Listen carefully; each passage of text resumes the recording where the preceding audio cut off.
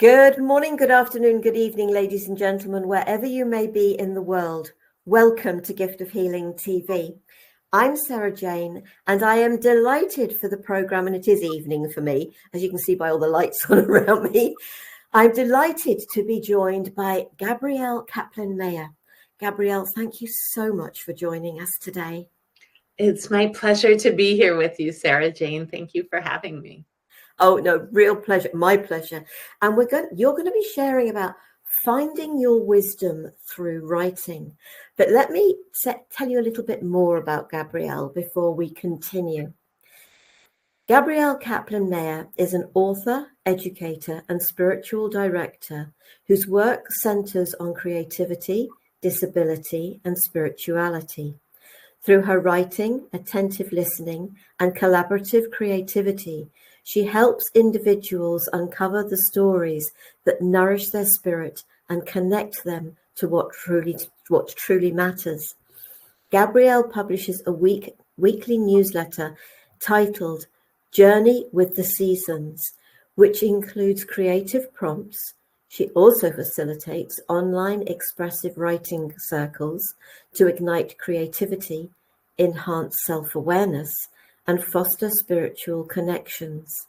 In addition, she offers one-on-one sessions for clients seeking deep, creative, and spiritual engagement. Gabrielle resides in the Philadelphia area with her family, where she enjoys exploring the city's vibrant art, culture, and culinary scenes, as well as discovering new nature trails to walk with her Saluki, Odin, who is somewhere with her actually at the moment. Odin just left to go downstairs. Oh. I'm sure he will be back, Sara Jane. It's so just hearing your beautiful voice, and as an American, of course, I appreciate your accent and hearing it. It's kind of encouraging, when you hear your own story read by someone else. So thank you. Bless you. Thank you so much. Yeah, I've been to America and I've had people say to me, "Oh, will you say this word? Will you say that word?" And there can be so much confusion between our languages. We don't speak the same language. Right. So true. Okay, so Gabrielle, share a little about yourself and why you do this, why this speaks to you, why this is so empowering to you that you help to empower it within others. Yeah, well, thank you. I think that as a child, I was always drawn to stories, to imagination, from fairy tales, and just felt that deep connection to stories and storytelling. I had a grandmother who was a wonderful storyteller, and in the way she would tell stories about her family, I felt I could know ancestors that I had never actually met. So that was very magical. When I was 10 years old, I went through something really hard as a child. I was diagnosed with type 1 diabetes. And so that's, also what's referred to as juvenile diabetes. I began taking insulin and monitoring my blood sugar. And there were so many emotions surrounding that. Like the physical part, I learned how to do what I had to do. But it was a shocking and jarring experience, especially as a 10-year-old. And I had been given a journal for a present. I mean, it was such synchronicity, like really a couple weeks before I'd been given a journal. And I found that writing in that journal was like, it was like I was doing my own therapy. I was helping myself to process so many feelings. And then over time, it became something more. It became like, I can write my own stories. I can write poems. And that kind of expression was so important. I went to school, undergraduate, to study creative writing, and, just began doing all kinds of different writing, articles and essays and curriculum and some nonfiction books. And then when I was 37, I had another very serious health crisis. I was diagnosed with breast cancer, and I already had my children. I was really knocked off balance, knocked off center. And there was my mortality looking me in the face. There was, I went through surgery, I went through chemotherapy. In that kind of circumstance, I was confronted with how I'm living my life, making meaning from this really hard thing. The realization that, life is not guaranteed, and that the days I have are a gift. And my creative energy really shifted. And I started, I think, writing from a place of truth and authenticity. And that began a practice where I became so much more in tune with my spiritual life, with the cycles of nature, which is why I write journeys, Journey with the Seasons.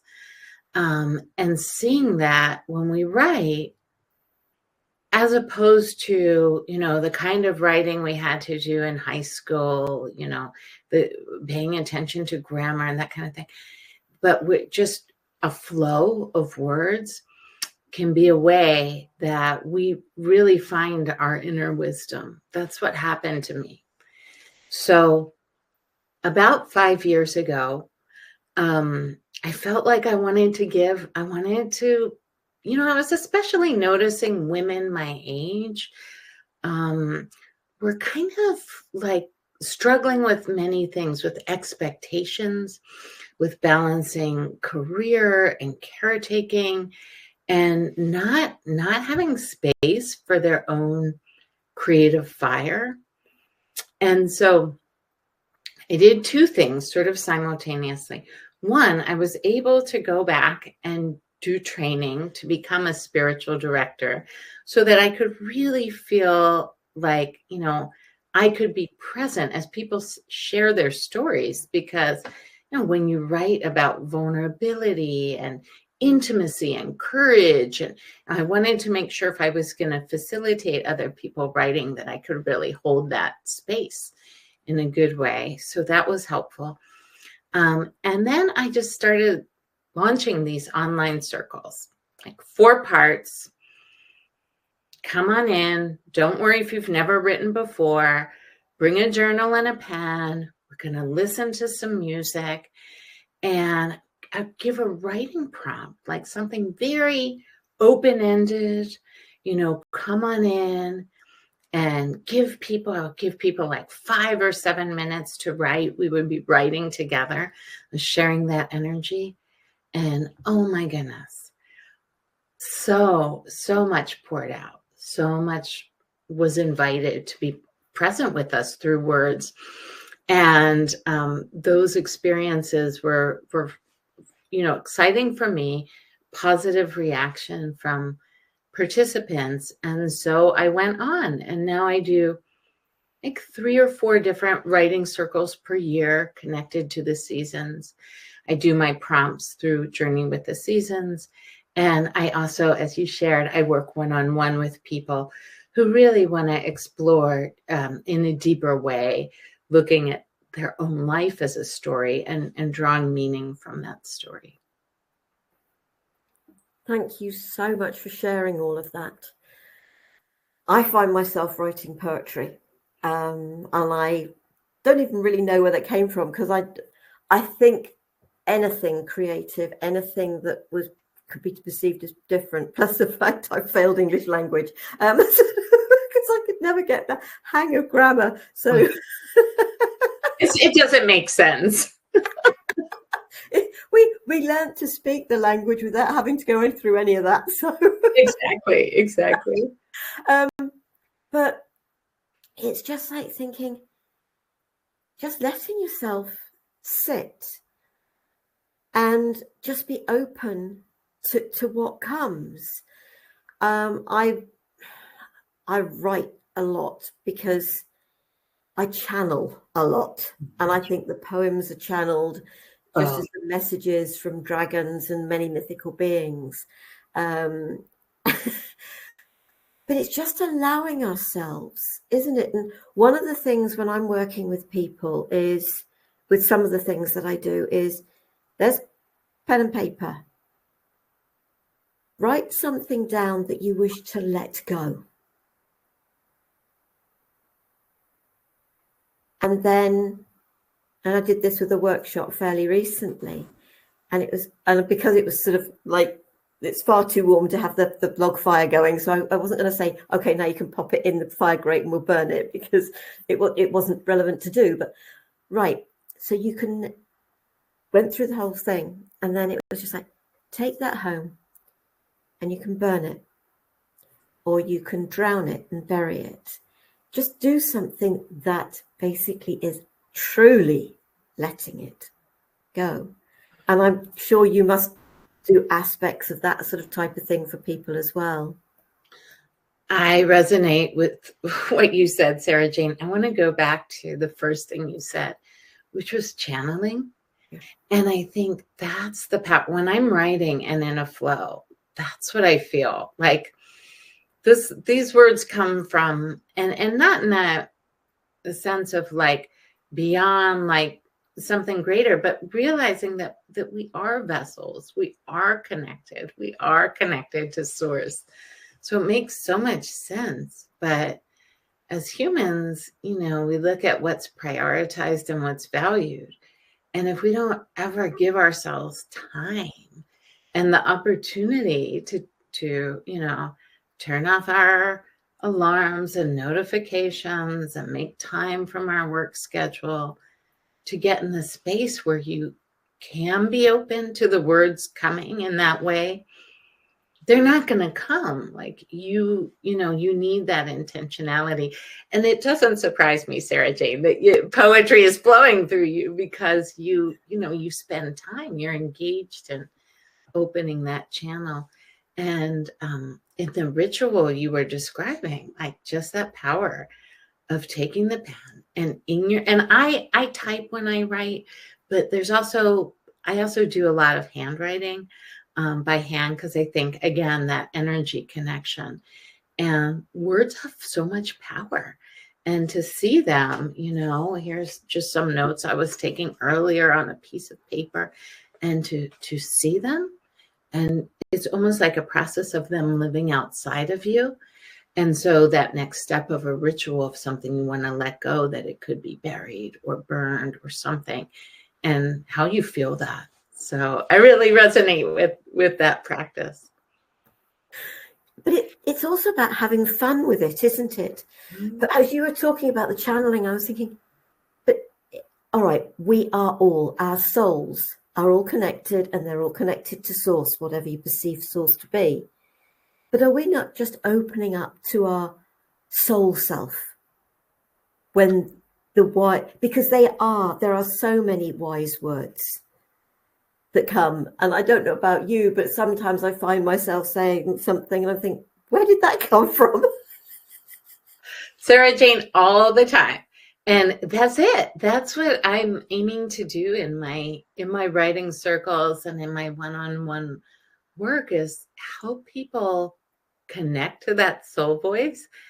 And then hopefully from practicing that, making writing time, you begin to nurture that soul voice, so even when you're not per se writing the poem, I find sometimes, you just were talking about my dog Oda, my Saluki, I'll be out walking with him, and that's where that soul voice begins, and I'm nowhere near a journal or a computer, but I'm feeling it. Sometimes I have my phone here. Sometimes I'll turn on voice memo and I'll speak it. I'll just speak the words. And then later there may be something that I want to actually like craft into some words. But yeah, I think when we nurture that soul voice, it becomes more alive. So what are your suggestions for people if they've never done anything like this before? what would you suggest? How would you suggest people start? Because to be perfectly honest, I think my starting came when I realized I was going to be channeling from many mythical beings. And I knew I was going to have to sit with pen and paper.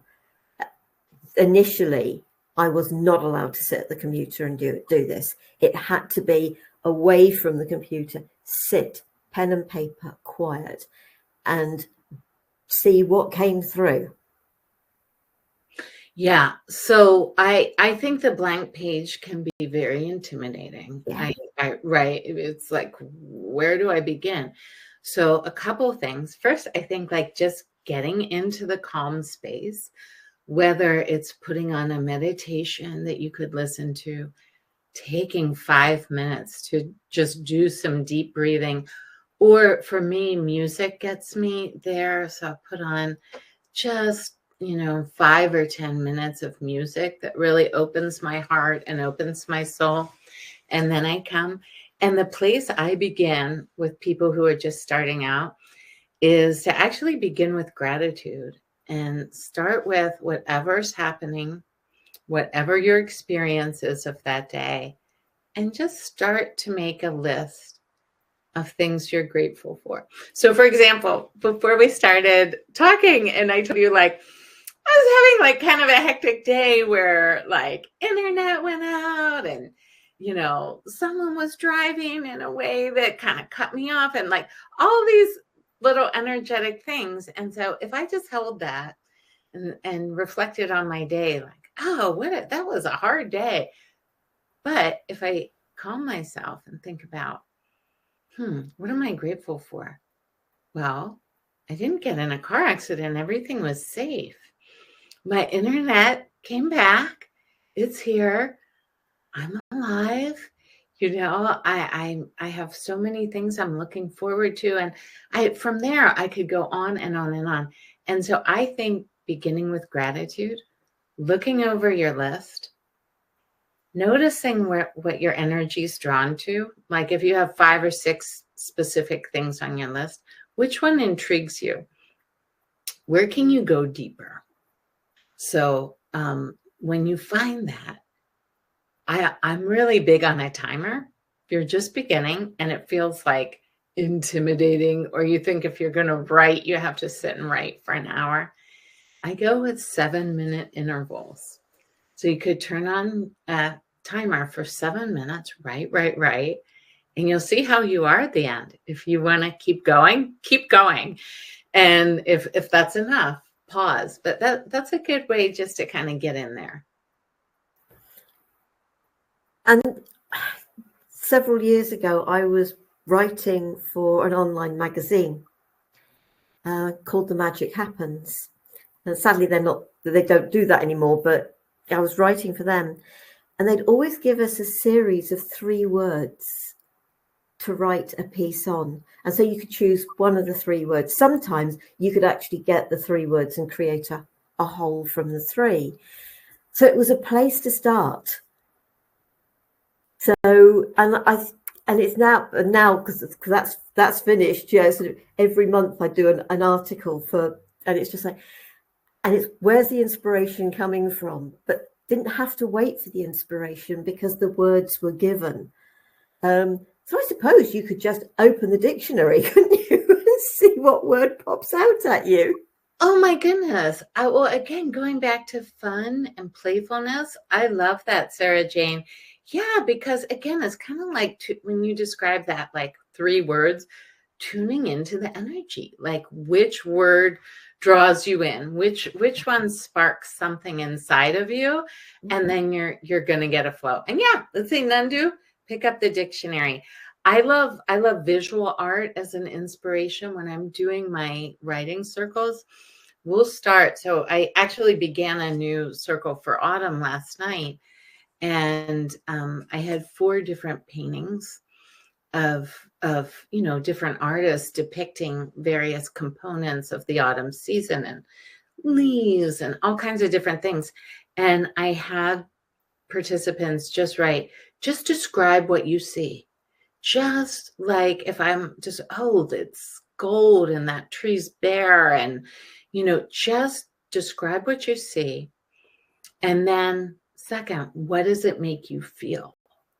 Like, oh, I love those red leaves, but when I see the brown leaves, I'm kind of sad, or whatever it is. So connecting that visual sense to what it's sparking inside of you is a really helpful place to begin to. And then when we finished looking at the 4, having that exercise, the next invitation was pick one of them, pick the one that you're really curious about, like bringing curiosity, and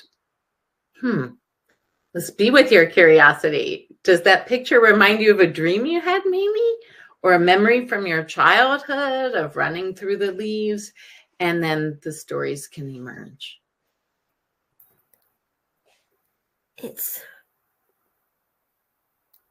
a way, actually, isn't it, to allow the child, especially a child, with what you went through, and I know what I went through as a child. And if you feel you've had a lack of childhood, but your child is still in there. Your child is still capable of play, of fun and laughter, and being in that place of innocence. Sara Jane, that's it.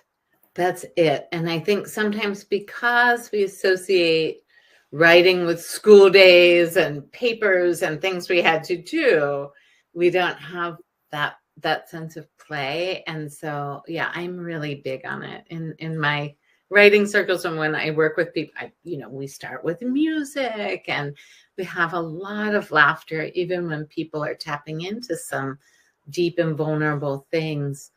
And I don't know, I just think for me, being able to really reconnect with my child, the wounded parts of my child, and those parts of my child that were just still needing love, as you said, needing fun, needing play, needing expression, as I was able to give that child inside of me the freedom to be here with me, how much more connected as a person I feel with all dimensions of myself. And that's something I just want to encourage in others, because I see so many people really not allowing themselves that, or like, I don't know, maybe the kind of play that we have in our society or in our culture is very,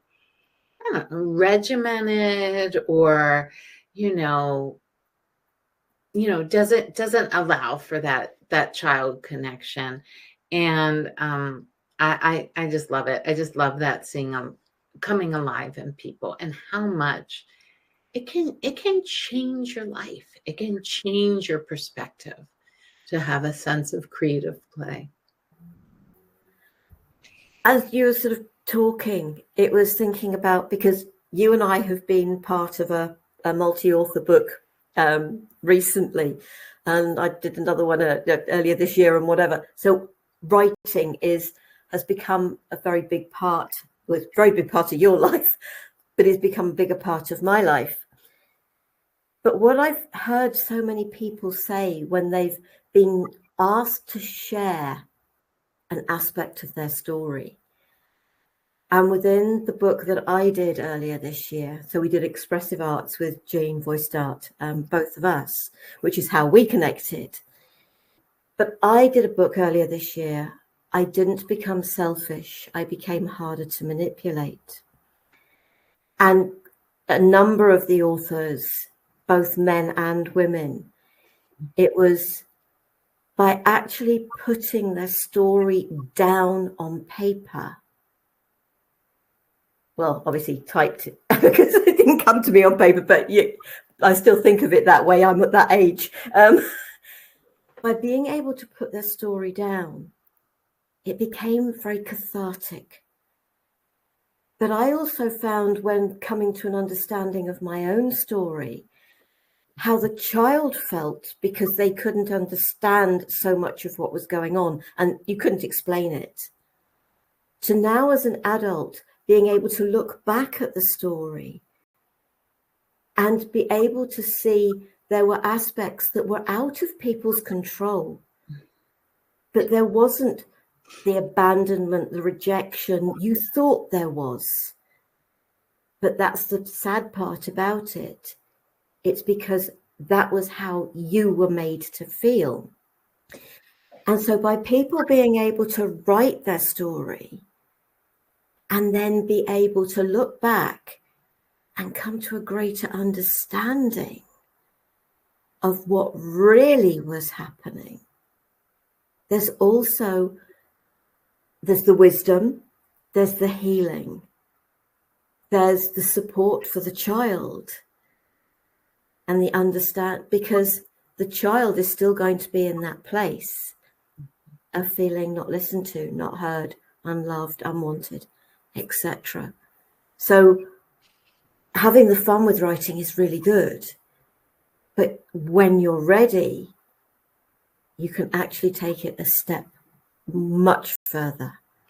Oh, Sara Jane, the fun is that nurturing part and a step in the door, realizing this is safe and could be joyful. And a lot of times when I'm writing, an essay or a piece of memoir, I always say, if the tears are falling on my keyboard, I know there's something there. It's I am someone who cries as part of my healing and release. And I've always sort of been able to allow that. And it comes up, it can come up when I'm writing. And I think what you described was so wise. Gosh, the power of being able to tell your story. The practice of meaning making, because as you said, you're able to, like when we're a character in a story, especially a child, you can't hold the other perspective, but being able to tell your story, you can see the perspectives, and it can allow us to offer compassion to ourselves, to the circumstance, to things that were beyond control. Absolutely. And to regard our stories with so much compassion. So yeah, that's the ultimate place, I think, where we can get, where our writing becomes so healing. And not to get into data and science or any of that, but I think that one thing I found really cool is in the last 20, 30 years, there have been scientists doing research on the power of expressive writing for all different kinds of healing with veterans, with people going through illness. So for anyone who'd like a little data on this, we've got it for you. So it's quite amazing. Have you got an example of something that you've written with it, whether it's a poem, just something short that you could sort of share with people that would give them just an idea of, because it's very difficult. You say that blank page. Well, where were you when there was a blank page? And even people in business will say that one. It's not easy. And I absolutely heard what you said about what are you grateful for? Or if you look out your window, what can you see? There are so many things. Just open yourself.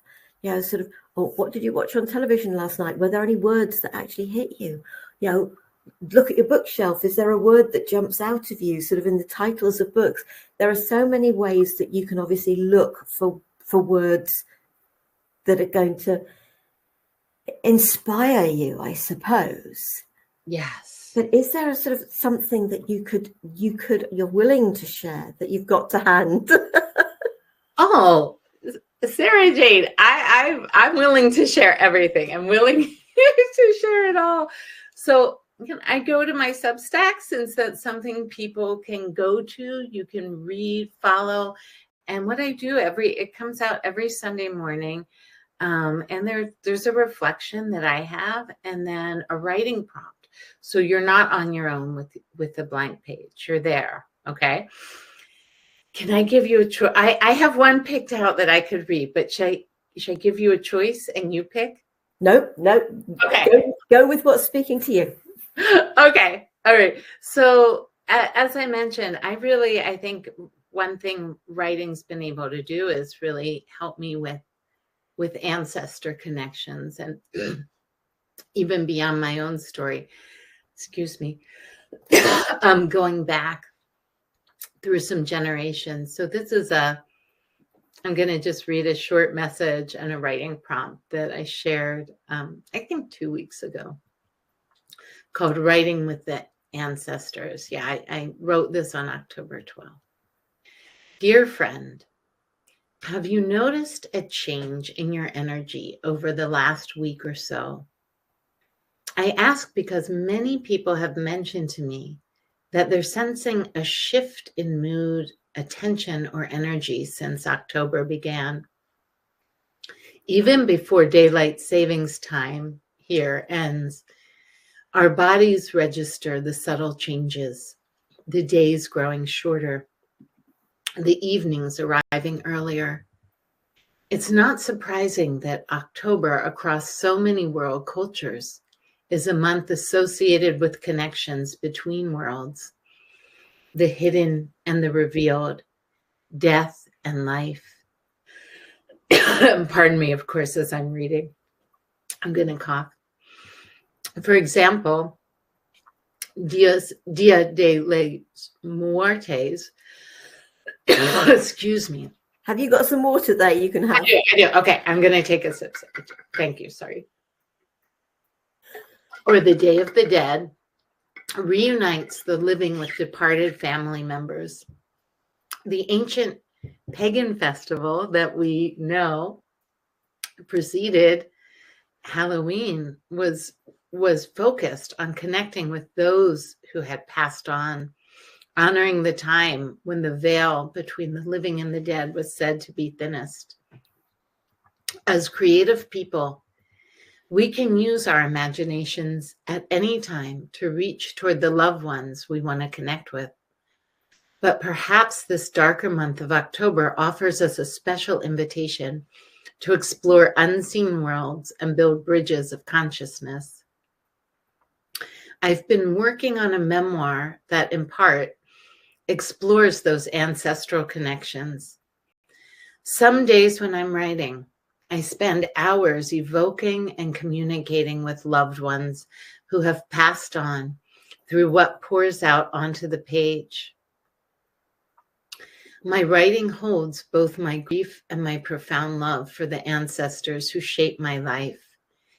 And I want to share with you now, this is just an excerpt that that describes the essence of what this piece of memoir is about. So you'll hear me describe myself as that child self. This is a story about Gabrielle Shulamit, who wants to know what happened to her grandfather's family, their lost family, because she thinks if she finds their story, they will stop calling her from the shadows and that she will be able to feel safe in the world. But Gabrielle ignores the variabilities that might help her connections with her intuitive world, her dreams, and her ancestral lineage. I'm still deep in my first draft of writing this piece of memoir, but I found that writing about my ancestors strengthens our bonds and reminds me that those connections continue. They continue across worlds and time. In honor of this October season, here's a creative prompt that invites you to connect with a wise loved one who has inspired or guided you in some way. By writing about them, allow yourself to sense and celebrate their unique spirit. And now I'm going to give you the prompt for anyone who is listening to this and might want to take that time and get ready and do 5 or 7 minutes of writing. Get quiet and make a list of all the ancestors who have guided or inspired you in some way. Those might be family members, but they could also be figures from history, literary or artistic heroes, or anyone whose life or teaching has shaped you in some way. Choose one of those ancestors and write directly to them. Tell them what they have meant to you and how their presence continues to guide your life. You might want to include photos or images of them alongside your writing and place it somewhere you will see it as a reminder of their enduring influence and their love. Bless you. Thank you for sharing that. As you were sharing that last piece, it wasn't so much about an ancestor. I had a sister who died when she was 9 weeks old, and I was only 18 months old at that time. I have become aware that she's actually one of my spirit guides. And of course, I was so young, and she was even younger, But I think if you've got that sort of situation, something like that, to be able to actually write to that sibling or that cousin, that whatever friend, if you were young and had a young friend that passed, being able to write to them could also be something that could be really supportive of people. Oh, Sara Jane, absolutely. Thank you so much for sharing that story. I think that, I want to just lift up who you are and your spiritual work, that you were able to tune in and feel your sister as a spirit guide. But so many people close off those guides and those loving relationships. And so this is a way into that. And yeah, the writing I'm doing is to a lot of those people who I was aware and felt around me as ghosts, but did not know how to connect with. And writing's been the way. I would like your permission, because I appreciate this is your interview, but you've talked about tears on a couple of occasions. And one of the things that was given to me was a poem, Tears. So, with your permission. Hurt, pain, a cross angry word, raised voices, arguments, feelings run rife, emotions explode, eyes become moist, emotions overflow as tears trickling down your cheeks, and then the flood begins, a sob and another, as the torrent of pent-up feelings stream down your face, for a while uncontrollably. The river has burst its banks, the floodgates have opened, everything you have bottled up for years bursts forth like a tidal wave. Let the tears flow, allow the release of anger and hurt, feel the pressure slowly subside. Let the waters wash the windows of your soul, clearing your vision, letting the sun shine in.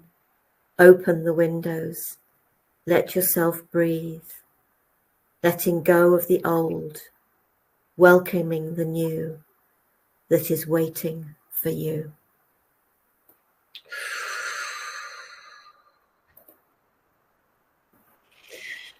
Well, Sara Jane, I don't think there could be a better illustration of what happens when we open to words than getting to receive your poem.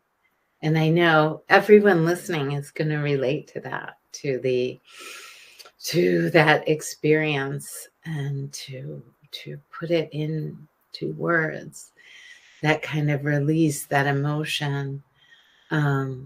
It's just really it's just a powerful experience. Thank you.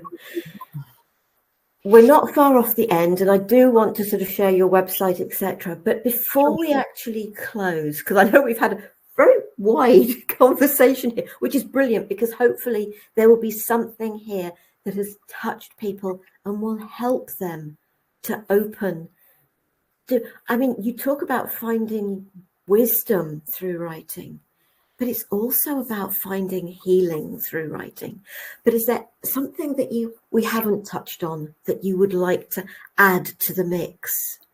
Oh my goodness, Sara Jane. I honestly feel like, as you said, we got to touch on, I think, the most important things. I do believe creative expression is so healing.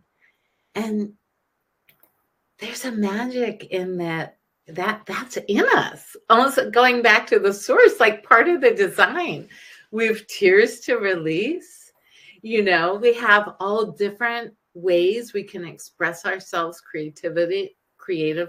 This through words, others, paint or dance or whatever. But how amazing just in the design that we have those opportunities. So let's use them. There's a little words, because it's not about what other people see in the words that you use, because words can mean different things to different people. So you're writing this for yourself. And if somebody does read it and there's a word in there that means something totally different to them, I know there's a dictionary meaning, but we all have this. There are some words that are energetically very different for us than are for other people. And so it's your perception, it's your understanding from your experience. And if somebody reads your words and they have that different perspective and understanding, because they're different, their experiences are different, it doesn't mean you're wrong and they're right. Mm-mm. Because what you have written has come from your heart, from your experiences, from your understanding. And it's being true to using the words that are right for you. Yes. And I think there's so many facets to that process, from the tuning in to the expression, the healing, the what you experience. And then if, and as I encourage folks in my circle, sometimes that's what you want. The writing is just for you. But it may be something like you want to craft a poem, you want to share something, share a letter, many different things, stories. And how magical that once it's out of you and you've had that experience, it almost has its own energy. It almost has its own life. I think about that with books I've written, that boy, in that process of creating them, we were so connected. And then they live. And as you said, each of us will receive through our own lens. Yeah. Absolutely. Mm-hmm. So your website is GabrielleKaplan-Mayer.com, and I have put that into the chat. I will make sure if you're watching this on YouTube, you'll find it in the not in the comments, in the information below the video. But you talked about your weekly share that you do. Is there a link to that within your website? There is. On the homepage, right there, you'll see, and you can just get there. If you're on Substack, you can put in my name, but right on my website, you'll get right there. Yeah. So it's trying to make things as easy as possible. Oh yeah, all in one place.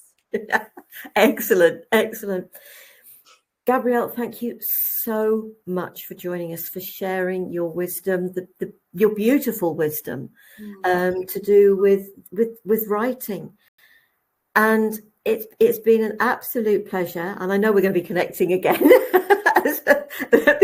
because of the things that we're both doing. Folks, if anything here has really spoken to you, please check out Gabrielle's website. And if you feel drawn to connect with her directly, please do. We share these programs so that hopefully you can take something from them. And we are here for people to connect with us, because we do what we do because we care, and we really do wish to support people. So I hope that sort of, if this has spoken to you, it doesn't matter when you find it, check the website out if it resonates with you. So Gabrielle, thank you so very much. It has been a real pleasure. Sara Jane, I want to just thank you for creating this, not only this opportunity for me to share with you and to share with those watching, but all of the videos that you create and share and put in the world to support people's healing is a very, very beautiful thing. So thank you. Bless you. Thank you. Next week, I'm being joined by Greta Foster, and she's going to be sharing Harmony by Design, creating balance through Feng Shui. So I hope you'll consider joining us for that. We do like diversity on these programs. Thank you, Gabrielle. Thank you all for watching. Take care. Be safe. Stay well. Namaste, sweet souls. Bye.